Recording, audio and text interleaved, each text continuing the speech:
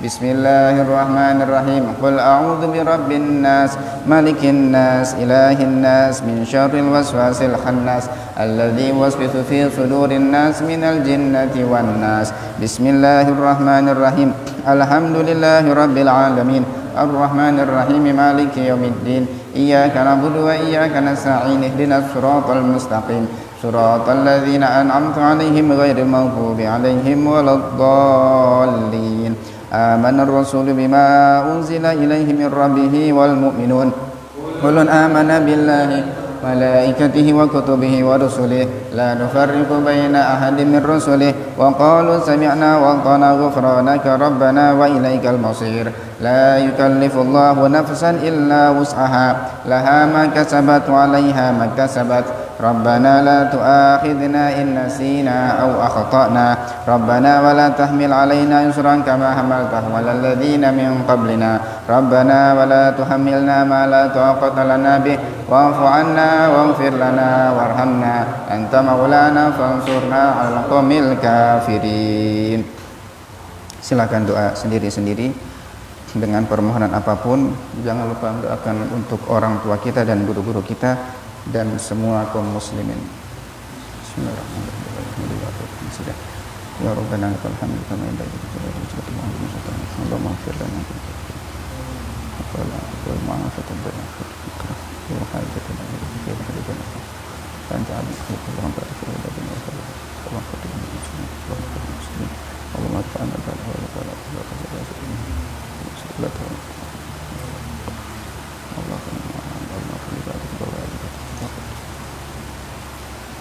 walhamdulillahi rabbil alamin. Ya arhamar rahimin, ya arhamar rahimin, ya arhamar rahimin, farrij 'alal muslimin. Ya arhamar rahimin, ya arhamar rahimin, ya arhamar rahimin, farrij 'alal muslimin. Ya arhamar rahimin, ya arhamar rahimin, ya arhamar rahimin, farrij 'alal muslimin. Asallu an yataqabbala min barakatil Fatihah. Bismillahirrahmanirrahim. Alhamdulillahirabbil alamin, arrahmanir rahim, maliki yaumiddin. Iyyaka na'budu wa iyyaka nasta'in. Ihdinas siratal mustaqim, siratal ladzina an'amta 'alaihim ghairil maghdubi 'alaihim waladdallin. Bismillahirrahmanirrahim. Alhamdulillahirabbil alamin. Wa bihi nasta'inu ala umurid dunya waddin, wassalatu wassalamu ala sayyidil awwalina wal akhirin sayyidina wa maulana Muhammadin wa ala alihi wa sahbihi ajma'in. Subhanaka la ilma lana illa ma 'allamtana innaka antal alimul hakim. Rabbi shrah li sadri wa yassir li amri wahlul 'uqdatam min lisani yafqahu qawli. Allahumma anfa'na bima 'allamtana wa 'allimna ma yanfa'una wa zidna ilman wa ikhlasan wa amalan wa alhiqna bi ibadikas salihin. Allahumma inna na'udzubika min ilmin la yanfa' wa qalbin la yakhsha wa nafsin la tashba' wa da'watin la yustajabu laha. Amma ba'du. Hadratul muhtaram wal mukarram yang senantiasa kita hormati dan kita cintai, guru kita Buya Yahya dan keluarga, hafizahumullah wa ra'ahum. Semoga Allah senantiasa memberikan kepada beliau sehat walafiat, diberikan panjang umur, dijaga dan senantiasa dipermudah dalam segala urusan-urusannya. Dan yang kami hormati dan kami cintai para hadirin jamaah Mushalah Baitus Syakur yang dimuliakan Allah. Alhamdulillah, puji syukur kepada Allah Subhanahu wa taala yang telah berikan kepada kita di malam hari ini keistiqomahan. Kita kembali dimudahkan oleh Allah untuk bisa bersama-sama mengambil keberkahan dari Al-Habib Abdullah bin Alawi Al-Haddad dengan nasihat-nasihatnya yang beliau tuliskan di dalam kitab An-Nasaihud Diniyah wal Wasaya Al-Imaniyah. Mudah-mudahan Allah berikan kepada kita ilmu yang manfaat, ilmu yang barokah, dan mudah-mudahan sebagaimana Allah mudahkan kita untuk bisa belajar, Allah juga mudahkan kita untuk bisa mengamalkan ilmu-ilmu ini. Dan semoga ilmu yang Allah berikan kepada kita menjadi sebab kita semakin dekat dengan Allah, semakin taat kepada Allah, dan senantiasa menjadi petunjuk pedoman kita untuk menggapai keridhaan Allah Subhanahu wa taala. Amin ya rabbal alamin. Para hadirin jamaah Mushalah Baitus Syakur yang dimuliakan Allah, kita masih dengan nasihatnya Imam Haddad, yaitu tentang mabhatul ilmi, kewajiban menuntut ilmu. Pada pembahasan sebelumnya dijelaskan tentang ilmu yang wajib untuk dipelajari. Ilmu yang wajib dipelajari adalah ilmu yang berkaitan tentang ibadah wajib kita sehari-hari. Ilmu yang berkaitan tentang ibadah wajib kita. Agar sah ibadah tersebut, maka wajib untuk mempelajari ilmunya. Pada pembahasan sebelumnya juga telah dijelaskan oleh Imam Haddad tentang bahaya kebodohan. Ketidaktahuan tentang ilmu itu menjadi sebab segala musibah. Segala musibah, segala malapetaka, semua berawal karena ketidaktahuan tentang ilmu agama. Maka sudah seharusnya agar kita bisa terus belajar dan belajar, menimba ilmu, tidak memandang usia, tidak memandang sesibuk apapun kegiatan kita. Kemudian pada pembahasan kali ini, kesempatan malam hari ini, kita akan mendengarkan nasihat Imam Haddad, yaitu tentang keutamaan ilmu. Babu fadlil ilmi. Kita baca nasihat beliau. Bismillahirrahmanirrahim.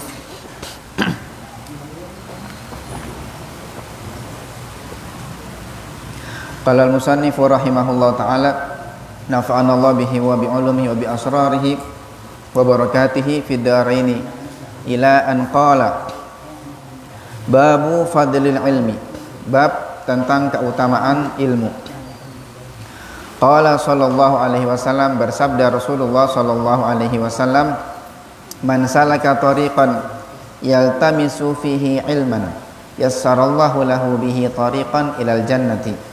Wa qala alaihi salatu wassalamu, innal malaikata la tad'u ajnihataha li talibil ilmi ridwan bima yasna'un. Baik, pembahasan malam hari ini adalah tentang keutamaan belajar, keutamaan menuntut ilmu, menimba ilmu atau hadir di majelis ilmu. Para ulama banyak menyebutkan tentang keutamaan ilmu, mengutip dari ayat-ayat Al-Quran, firman-firman Allah Subhanahu wa Ta'ala, ataupun dari hadisnya Rasul Sallallahu Alaihi Wasallam, ataupun dari akwalnya, perkataannya para ulama. Jadi begitu banyak penjelasan tentang keutamaan menuntut ilmu, yang sebenarnya satu keutamaan saja, satu hadis atau satu ayat atau satu akwalnya ulama itu sudah cukup bagi kita untuk memotivasi diri kita supaya giat di dalam menuntut ilmu, supaya semangat untuk hadir majelis, supaya semangat belajar ilmu agama. Sebenarnya satu hadis cukup, nggak usah disebutkan banyak-banyak hadis. Tetapi para ulama menyebutkan begitu banyak hadis-hadisnya, ayat-ayat Qur'annya ataupun perkataan ulama lainnya, menunjukkan begitu pentingnya, begitu mulianya, begitu agungnya seseorang yang belajar atau menuntut ilmu agama. Ya. Tapi itu semua kembali kepada diri kita masing-masing. Bagaimana cara pandang kita kepada ilmu ini? Ya, seperti yang pernah kami sampaikan, antusias kita kepada majelis ilmu, semangat kita untuk bisa belajar, semangat kita untuk bisa menimba ilmu itu tergantung sejauh mana atau seberapa besar cara pandang kita terhadap hal ini.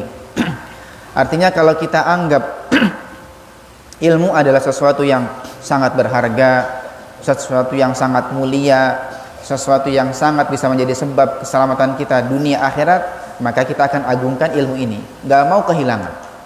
Bagaimanapun harus saya sempatkan buat belajar, akan diagungkan. Ibarat orang kalau punya barang mulia, barang mahal, barang yang bagus, karena dianggap itu barang bagus, akan dia jaga barang itu, gak akan mau kehilangan, gak akan mau dilepas begitu saja. Maka kalau kita anggap ilmu adalah sesuatu yang sangat mulia, begitu agung, betulan ya, maka kita akan bersungguh-sungguh untuk mencarinya. Ya, seperti yang pernah dikisahkan pada pembahasan sebelumnya tentang bagaimana kesungguhannya para sahabat Nabi Shallallahu Alaihi Wasallam. Mereka rela untuk melakukan perjalanan sampai berbulan-bulan, sampai dalam waktu yang sangat lama, hanya demi mencari satu hadisnya Nabi Shallallahu Alaihi Wasallam. Mencari satu hadis, mereka rela untuk melakukan perjalanan begitu jauh. Kenapa? Ya karena menganggap ilmu adalah sesuatu yang sangat mulia. Sebaliknya, kisahnya yang pernah kita ceritakan, kisahnya Sayyidina Abu Hurairah radhiyallahu anhu, ketika menyampaikan kepada ahlu suk, ahlu pasar, ternyata di masjid sedang dibagikan warisan, ternyata pas mereka tahu di sana ternyata orang lagi belajar, balik lagi mereka. Jadi begitu disebutkan di sana di masjid, di musola sedang ada majelis, sedang ada orang zikiran, nggak mau datang mereka. Karena nganggap ilmu apa sih, nggak ada artinya. Karena menganggap nggak ada artinya. Bukan hal mulia, bukan hal berharga, sehingga nggak ada antusias, nggak ada semangat untuk bisa menggapai sesuatu tersebut. Jadi tadi kami katakan bahwasanya sebenarnya satu hadis Nabi sudah cukup memotivasi kita untuk supaya bisa giat di dalam belajar ilmu, menimba ilmu agama ini. Tapi karena hati kita ini hati yang tertutup, nggak Allah buka, tidak diberikan hidayah, sehingga kita anggap ilmu adalah hal yang biasa, sehingga kita nggak terlalu semangat, nggak terlalu menggebu-gebu untuk bisa mencari ilmu tersebut. Kita baca satu hadisnya Rasulullah SAW dan nanti hadis-hadis lainnya. Semoga beberapa hadis yang nanti akan disebutkan oleh Imam Haddad bisa menjadi motivasi kita. Kita bisa semangat, kita bisa giat, dan kita bisa memuliakan ilmu agama ini. Ya, yang tadinya kita hanya memandang sebelah mata hal yang biasa-biasa, tapi semoga berubah cara pandang kita. Ternyata ilmu adalah hal yang sangat mulia sekali. Satu hadis Rasulullah SAW, kata beliau, qala sallallahu alaihi wasallam, bersabda Nabi Muhammad sallallahu alaihi wasallam, man salaka tariqan yaltamisu fihi ilman yassarallahu lahu bihi tariqan ilal jannah. Barang siapa yang menempuh sebuah jalan, suatu jalan, yaltamisu bihi ilman, yang di jalan tersebut dia mencari ilmu, maksudnya ilmu agama, ilmu syariat, maka janjinya Allah, yassarallahu lahu bihi tariqan ilal jannah, Allah akan mempermudah baginya jalan dia untuk menuju surganya Allah Subhanahu wa taala. Jadi barang siapa yang dia menempuh jalan buat belajar, hadir untuk belajar, hadir ke majelis ilmu, maka akan Allah mudahkan jalan dia untuk menuju surga. Ya, loh Ustadz, bukannya surga itu kuncinya kan dengan amal soleh? Katanya orang kalau pengen masuk surga harus dengan amal soleh kan, dengan amal baik, dengan sholat, dengan ibadahnya. Kok dengan ilmu sih? Bukankah surga itu dengan ibadah? Iya benar, surga didapat dengan ibadah, dengan amal soleh, dengan amal kebaikan. Tetapi orang nggak bisa mengerjakan amal soleh kecuali ngerti ilmunya. Tanpa ilmu mana mungkin dia bisa mengerjakan amal kebaikan. Ya, maka semua kembali kepada ilmu. Ya, kalau kita pengen dapat surga, surganya surga tinggi, ya harus dengan ibadah yang giat juga, jangan setengah-setengah ibadahnya. Ya, pengen dapat surga kelasnya VIP, ya maka harus berani bayar berapa kita. Ya, ibarat di tempat-tempat rekreasi atau hotel-hotel yang mewah, semakin kita berani bayar mahal, maka semakin berhak kita mendapatkan fasilitas yang mewah juga.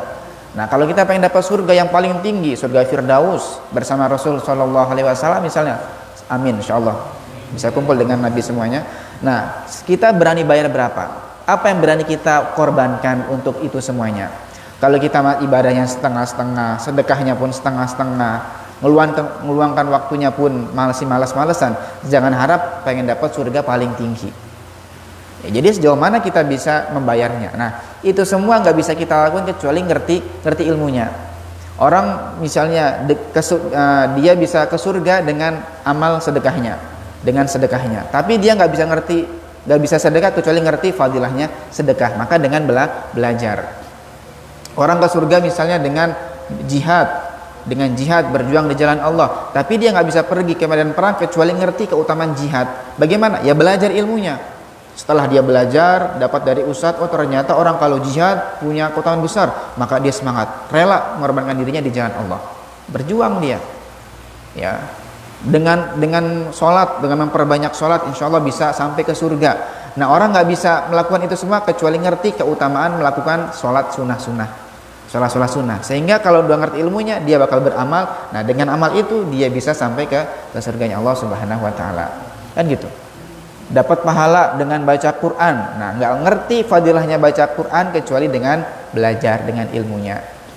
Ya, maka nggak salah ketika Nabi mengatakan barang siapa yang menempuh jalan untuk mencari ilmu, Allah akan mudahkan langkahnya menuju surganya Allah Subhanahu wa taala. Karena surga itu didapat dengan amal ibadah, dengan amal kebaikan, dan orang nggak bisa melakukan amal kebaikan yang banyak kecuali ngerti ilmunya. Maka bersyukur kalau kita Allah mudahkan untuk senantiasa bisa belajar dan terus belajar. Ya, walaupun belajar itu sebenarnya nggak harus rutin hadir di majelis. Belajar bisa kita cari dengan berbagai macam cara, berbagai macam media. Ya kita lagi jalan tiba-tiba mendengar ada misalnya ceramah di radio, atau misalnya lagi di jalan dengar MP3 ceramah, juga termasuk belajar juga, tercatat lalu diamalkan ilmunya. Ya, lagi lewat depan musola tiba-tiba dengar keutamaan, wah kita ingat, sadar, itu juga belajar, namanya dapat ilmu juga. Jadi sangat beruntung orang yang Allah berikan mudah untuk senantiasa bisa belajar. Itu hamba-hamba pilihan Allah Ta'ala. Ya nggak semuanya bisa. Ya, dalam sabdanya Rasul Shallallahu Alaihi Wasallam beliau mengatakan, man yuridillahu bihi khairan yufaqihu fid din. Barang siapa yang Allah kehendaki untuk menjadi orang baik, atau barang siapa yang Allah kehendaki dengan kebaikan, akan Allah bimbing dia untuk bisa belajar ilmu. Jadi orang yang Allah mudahkan dia untuk bisa belajar, pertanda insya Allah dia termasuk orang yang Allah kehendaki dengan kebaikan. Jadi hamba ini pengen Allah jadikan dia orang baik, melakukan banyak kebaikan. Karena dia ingin melakukan kebaikan, kalau nggak ngerti ilmunya dia nggak bisa. Allah bimbing dia dulu untuk belajar. Nah, ketika dibimbing belajar, dia ngerti ilmunya, ngerti keutamaannya, maka dia bisa melakukan kebaikan tersebut. Ya, jadi kan nggak semua orang mudah melakukan kebaikan. Bukankah karena hidayah? Ya benar, karena hidayah. Ya, orang bisa melakukan kebaikan karena hidayah Allah berikan. Tapi kan awalnya dia pengen dulu, berkehendak dulu, dia antusias dulu, niat dulu. Kenapa dia niat melakukan kebaikan? Karena ngerti keutamaannya. Oh, kalau baca Quran itu pahalanya besar, satu hurufnya 10 kebaikan. Nanti gimana kalau saya baca satu baris? Berapa huruf itu? Nanti bagaimana kalau saya baca satu halaman? Berapa huruf? Satu lembar, 2 lembar, seterusnya, semakin banyak. Nah, dia bisa ngerti keutamaan tersebut karena belajar. Karena dia belajar ngaji, dikasih tahu, disampaikan oleh gurunya tentang bagaimana keutamaan membaca Al-Quran. Ya, jadi luar biasa, sebuah nikmat istimewa, nikmat berharga kalau senantiasa Allah mudahkan kita dekatkan dengan ilmu, dengan majelis ilmu, cinta dengan ahli ilmu, dekat dengan orang-orang yang berilmu. Ini pertanda Allah ingin kita menjadi orang baik. Itu hadis pertama. Kemudian ada lagi hadis yang berikutnya, wa qala alaihi salatu wasalam, bersabda Nabi sallallahu alaihi wasallam, innal malaikata la tad'u ajnihataha li talibil ilmi ridwan bima yasna'u. Sesungguhnya malaikat sungguh meletakkan ajnihataha, malaikat meletakkan sayap-sayapnya li talibil ilmi, untuk menuntut ilmu, ridwan bima yasna', karena mereka ridha dengan yang dilakukan oleh si penuntut ilmu tersebut. Jadi malaikat, kata Nabi, meletakkan sayapnya, membentangkan sayapnya untuk para pencari ilmu, karena mereka rela dengan yang dilakukan oleh si pencari ilmu tersebut. Ya, maksudnya apa? Malaikat meletakkan, maksudnya mereka ridho. Jadi didoakan oleh malaikat. Doanya malaikat insya Allah doa kebaikan dan dikabul oleh Allah Subhanahu Wa Taala. Dalam hadis lainnya, bahkan hitan, ikan-ikan yang ada di lautan, hatta namla fi juhriha, sampai semut yang ada di lubang-lubangnya, itu ternyata mereka beristighfar, minta ampun kepada orang yang sedang belajar. Jadi yang doakan tuh sejagat. Malaikat doakan dia, ikan-ikan doakan si pencari ilmu, balap sampai semut-semut yang di lubangnya pun, kata Nabi, yad'una ala muallimina sil khair, mendoakan kepada orang yang mengajarkan kebaikan atau orang yang ingin belajar kebaikan tersebut. Jadi begitu besar keutamaannya orang yang belajar. Nah, talabul ilmi itu mencari ilmu kan bisa memang seperti halnya para santri mungkin di pondok-pondok pesantren, atau ya kayak antum sekarang duduk sekarang punya rutinitas tiap pekan atau seminggu berapa kali hadir belajar satu masalah, itu juga termasuk talabul ilmi juga. Dengarkan satu nasihat, nyimak satu hadis, belajar satu bab ilmu juga termasuk dianggap talabul ilmi juga. Jadi bukan hal yang rugi, makanya orang tuh belajar itu adalah sebuah keutamaan. Malaikat ridho. Kalau sudah malaikat ridho, maka akan didoakan dan dapat istighfarnya para malaikat. Maka sempatkan, jangan sampai kita nggak mau meluangkan waktu buat belajar. Ya seminggu sekali nggak masalah. Ya berarti seminggu sekali dapat ridho malaikatnya. Ya kalau dia belajarnya ngajinya seminggu sekali, berarti dapat istighfarnya malaikat seminggu sekali. Misalnya dia ngajinya hadir majelisnya seminggu 2 kali, Berarti dapat istighfar malaikat seminggu 2 kali, begitu seterusnya. Semakin jarang ya semakin jarang dapat doanya. Semakin sering dia belajar, semakin sering dia dapat doanya para malaikat. Begitu. Kemudian berikutnya, waqala alaihi salatu wassalam, bersabda Nabi sallallahu alaihi wasallam, huduru majlisi ilmin afdalu min salati alfi raqatin wa iyadati alfi maridin wa huduri alfi janazatin al hadis. Ya. Ini walaupun hadisnya hadis yang sebagian ulama mengomentarinya mengatakan ini hadisnya bukan hadis sahih sampai derajat maudhu atau ya sangat dhaif lah. Tapi kita ambil maknanya. Makna dari hadis tersebut. Ya, adapun urusan menilai hadis ini sahih atau bukan kan bukan tugasnya para ulama, bukan tugas kita kan, tugasnya para ulama. Kita hanya ngambil nilai kebaikan dari makalah ini. Disebutkan bahwasanya huduru majlisnya ilmin afdalu min salati alfi raq'ah. Hadir satu majelis ilmu lebih utama ketimbang salat 1000 rakaat. Wa iyadati alfi marid, lebih utama ketimbang menjenguk 1000 orang sakit. Wa huduri alfi janazatin, lebih utama ketimbang menghadiri 1000 jenazah. Kita mau salat 1000 rakaat enggak sanggup. Kita mau jenguk 1000 orang sakit, nyari di mana 1000 orang sakit? Apalagi 1000 jenazah. Tapi hadir satu majelis ilmu, sekali dia hadir mendengarkan nasihat, belajar satu bab ilmu, lebih utama ketimbang salat 1000 rakaat, menjenguk 1000 orang sakit, kemudian menghadiri 1000 orang jenazah. Loh, begitu besar? Iya, begitu besar keutamaannya. Karena lagi-lagi orang nggak bisa melakukan salat 1000 rakaat kecuali dia ngerti keutamaan salat sunnah. Saat udah salat sunnah sudah berapa pahalanya? Nanti kalau dia salatnya 1000, dilipat gandakan pahalanya. Nah, orang bisa ngerti itu karena dia belajar. Karena belajar, karena ngerti ini adalah keutamaan, maka dia harus melakukan. Semua kembali kepada ilmu tadi. Nah, orang ketika menjenguk orang sakit kan pahalanya besar. Ya, menjenguk orang sakit dapat pahala besar, sangat mulia sekali. Apalagi 1000. Nah, dia bisa menjenguk orang sakit karena ngerti keutamaannya, sebab dia belajar juga. Maka semua kembali kepada ilmu. Intinya tuh di belajar itu. Apalagi menghadiri jenazah. Nyolati jenazah atau ngantar sampai ke pemakamannya. Nabi katakan yang ikut sholat jenazah dapat 1 qirot, ikut ngantar sampai pemakaman dapat 2 qirot. Sahabat tanya, ya Rasulullah, apa itu makna qirot?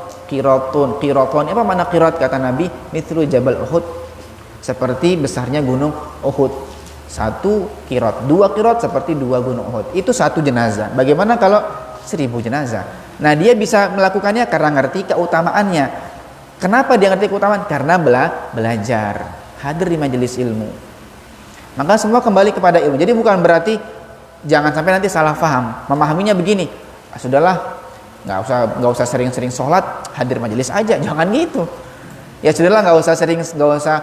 Ayo jenguk orang sakit, ada majelis, saya sudah cukup, saya sudah banyak pahala. Semalam saya sudah hadir majelis 1 kali, saya sudah dapat pahala 1000 rakaat sholat. Enggak, jangan gitu memahaminya.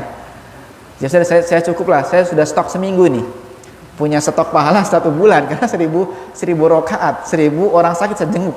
Enggak gitu memahaminya. Maksudnya saking mulianya belajar itu.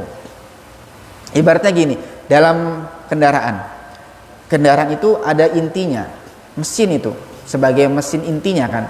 Karena kalau nggak ada mesin nggak bisa jalan itu kendaraan. Artinya kamu beli walaupun sampai miliaran roda mobil, kalau ternyata mesinnya nggak punya, nggak bakal guna itu roda mobil. Membeli setir misalnya harganya 1 setir harganya 1 miliar, kemudian membeli setirnya 1 truk, nggak akan guna kalau nggak ada mesin mobil. Semua kembali kepada mesin itu. Ya, jadi semua keutamaan orang bisa sholat 1000 rakaat, orang bisa menjenguk 1000 orang sakit, orang bisa melakukan ini, itu semuanya karena dia mengerti keutamaannya dengan belajar lewat menimba ilmu tadi. Ya, apalagi orang kalau dia belajar, dia pengen sholat tapi dia juga belajar ilmunya sholat, itu sholatnya akan semakin baik lagi. Yang tadinya kurang khusyuk menjadi lebih khusyuk. Yang tadinya sholatnya tanpa sunnah-sunnahnya lebih dengan sunnah-sunnahnya. Ya, jadi orang kalau dia nggak pernah belajar nggak bisa evaluasi dia. Tapi orang kalau dia belajar bisa merenung, bisa tafakur. Maka dengan tafakur bisa lebih baik lagi ibadahnya dia. Kan dikatakan bahwasanya tafakur sa'ah khairun min ibadati sanah. Merenung sesaat itu lebih utama ketimbang ibadah selama 1 tahun. Karena orang ibadah tanpa ada evaluasi, gitu-gitu aja ibadahnya, nggak akan ada peningkatan. Bisa jadi semakin hari semakin loyo, semakin berkurang ibadahnya. Tapi orang kalau ibadah dibarengi dengan tafakkur, dibarengi dengan belajar, semakin hari semakin lebih mantap ibadah dan sholatnya dia, lebih hebat lagi, lebih khusyuk lagi, ditambah lagi. Itulah keutamaan belajar. Jadi semua kebaikan sumbernya kembali kepada ilmu itu. Satu hadis lagi, wa qala alaihi salatu wassalamu, dan bersabda Nabi sallallahu alaihi wasallam, innallaha takaffala li talibil ilmi birizqihi. Sesungguhnya Allah taala menjamin untuk penuntut ilmu rezekinya. Allah menjamin rezekinya orang yang menuntut ilmu. Dijamin, maksudnya nggak akan dia merasa susah di dalam urusan rezekinya, karena dia sudah komitmen. Si pencari ilmu tadi dia sudah komitmen pengen berjuang untuk agama Allah, pasti akan Allah tolong. Intan surullaha yang surkum. Jika kamu menolong agamanya Allah, Allah akan menolong kamu. Makanya Allah akan menjamin rezekinya orang yang belajar. Semuanya akan serba mudah urusannya. Qultu, Imam Haddad mengomentari hadis tersebut, qultu, kata beliau, wa hadza takaffulun khasun ba'da takaffulil 'am, dan ini adalah jaminan khusus setelah jaminan secara umum, alladzi takaffalallahu bihi likulli dabbatin fil ardi, yang Allah tanggung untuk semua makhluk yang ada di muka bumi. Fi qaulihi, di dalam firman-Nya Allah, wa ma min dabbatin fil ardi illa 'alallahi rizquha. Tidaklah ada makhluk hidup yang melata di muka bumi kecuali Allah tanggung rezekinya. Semuanya sudah dijatah rezekinya. Manusia siapapun dia, mau yang taat, mau yang ahli maksiat, mau yang kafir, mau yang muslim, sudah ada jatah rezekinya masing-masing. Bahkan hewan-hewan pun sudah ada jatah rezekinya. Hewan tuh gak akan kehilangan rezekinya. Cicak di dinding, tapi rezekinya terbang, dapat dia rezekinya itu. Ya harusnya kan kalau di dinding rezekinya di dinding, enggak, rezekinya kan nyamuk itu. Ya, makanya kalau orang tua kita dulu tuh ngajarin bener, nyanyian cicak tuh, nyanyian itu ngajarin tawakal. Datang seekor nyamuk hap, kan. Jadi maksudnya kok bisa loh orang seekor binatang yang dia melata di tembok nggak bisa terbang, tapi rezeki yang terbang, nyamuk itu. Subhanallah, rezekinya sudah dijamin oleh Allah Ta'ala. Jadi semua nggak usah takut urusan rezeki, sudah ada jatahnya. Ya, apalagi seorang talibul ilm. Maksudnya bukan berarti kalau orang ahli ilmu itu pasti kaya. Tadi ingat, kaya itu urusan jatah. Kalau kaya, ada seorang alim yang mungkin jatahnya kaya, ada orang yang biasa jatahnya kaya, ada orang alim jatahnya pas-pasan, hidupnya hanya biasa-biasa, ya ada. Jadi kalau urusan kaya atau tidak itu urusan rezeki yang sudah Allah jatah untuk setiap hambanya. Nggak usah kita pusing. Ya, kalau jatahnya insya Allah sugih ya sugih, insya Allah, amin semuanya. Tapi kalau jatahnya pas-pasan, pas-pasan, maka nggak usah pusing urusan rezeki. Nah, seorang talibul ilm itu dapat jaminan khusus lagi. Setelah Allah jamin untuk semua makhluk hidupnya, urusan rezekinya dijamin secara khusus, urusan rezekinya bagi seorang penuntut ilmu. Maka nggak ada ceritanya itu seorang kiai stres, pusing, mumet gara-gara UD, itu nggak ada. Walaupun dia nggak punya beras, nyantai aja dia, karena sudah tenang hatinya dengan Allah Ta'ala. Tapi orang yang dia misalnya walaupun punya pabrik bermacam-macam, perusahaannya di mana-mana, dia potensi masih stres tuh ada. Stres ngurusin utang, bahkan ada yang bunuh diri ada. Orang dengan ketenarannya berakhir tragis bunuh diri banyak. Punya jabatan ternyata bunuh diri banyak juga. Tapi nggak ada ceritanya orang alim bunuh diri itu nggak ada. Kiai gantung diri nggak ada itu. Karena mereka dengan Allah Ta'ala sudah tenang hatinya. Ya, jadi ketenangan itu bukan didapat dengan harta, bukan didapat dengan ketenaran, kemasyhuran, bukan didapat dengan jabat, tapi dengan kedekatan kita dengan Allah Subhanahu wa Ta'ala. Orang alim karena dia ngerti dekat dengan Allah, dia tiap harinya dengan Allah, dengan zikirnya, baca Qur'annya, ibadahnya, maka hidupnya semelarat apapun tidak akan merasakan namanya kesusahan. Ya, semuanya tenang, serba dimudahkan. Fayakunu ma'nahu ziyadat at-taysiri wa raf'al ma'unati wal kulfati fi talabi rizqi wa husulihi. Maka maknanya jaminan khusus yang Allah berikan kepada seorang penuntut ilmu adalah ziyadat at-taysir, lebih dimudahkan dan tidak sulit untuk mencari rezekinya ataupun tidak repot dalam mencari rezekinya. Wallahu a'lam. Insyaallah kita lanjutkan pada kesempatan berikutnya, masih tentang keutamaan mencari ilmu.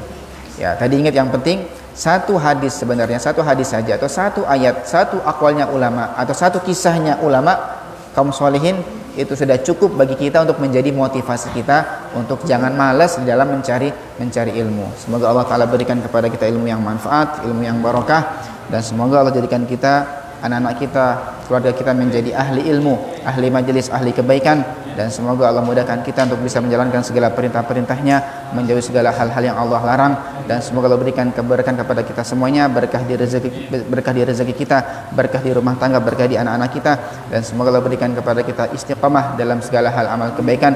Allah terima amal ibadah kita, Allah ampuni dosa-dosa kita, orang tua kita dan para guru-guru kita, dan semoga Allah berikan kepada kita semuanya husnul khatimah ma lutfi wal afiyah. Rabbana atina fid dunya hasanah wa fil akhirati hasanatan wa qina adzabannar. Sallallahu ala sayyidina Muhammadin wa ala alihi wa sahbihi wasallam. Walhamdulillahi rabbil alamin. Sirrul Fatihah. A'udzu billahi minasyaitonir rajim. Bismillahirrahmanirrahim. Alhamdulillahi rabbil alamin arrahmanir rahim maliki yaumiddin. Iyyaka na'budu wa iyyaka nasta'in ihdinas siratal mustaqim siratal ladzina an'amta 'alaihim ghairil maghdubi 'alaihim waladdallin. Amin.